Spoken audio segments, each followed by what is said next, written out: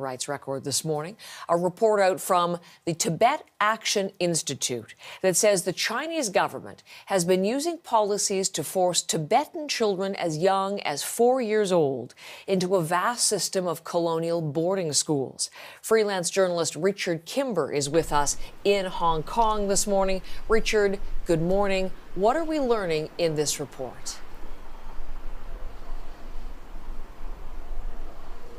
Yes, this report alleges that some 800 to 900,000 6 to 18-year-old Tibetans are being forced into state-run boarding schools, and an undisclosed number of younger kids, 4 to 5-year-olds, because information on those are less available. They say that these boarding schools are being forcibly run, that the kids are not being able to study traditional Tibetan education nor practice traditional Tibetan languages. Also, that the parents of these children are being forced and coerced into having their children taken away and sent to these schools, and that if they refuse, they're being pressured by the authorities that they'll be deemed to be protesters against the government, making many of those parents nervous to try and stand up and require that their children stay at home and be educated in a more traditional local way. So a great deal of concern from this report that this is a widespread campaign that the Action Institute says has been running for years and is not getting the type of coverage that it wants it to, which is why it's published this report around the same time that the US and Australia are calling for this diplomatic boycott against the Olympics. So practices that have been going on for years, widespread, as you say, Richard, but practices that are not widely known. How have the schools, how has China been able to avoid any scrutiny of this for such a long time?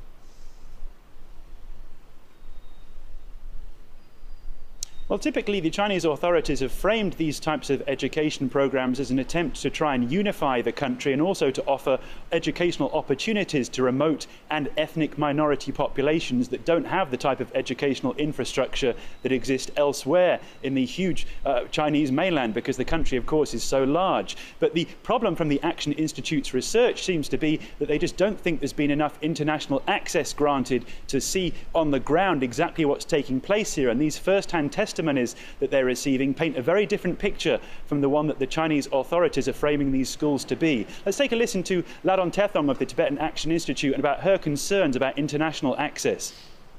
They have locked Tibet down. They have effectively shut Tibet off from the world, shut Tibetans off from the world. They were imposing an unbelievably effective information blackout and lockdown.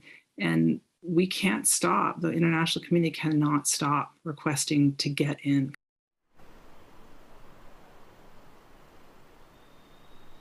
But you can hear there her concerns that there's just not enough access, and she's calling on organisations such as the United Nations to keep pressuring the Chinese government to allow international inspectors to come and see exactly what's taking place, in a very similar way to the way that activists have been campaigning for access in the northwestern region of Xinjiang, which is specifically the principal area of concern that the US and Australia have both raised, justifying what they say is the reason for their diplomatic boycott of the Winter Games.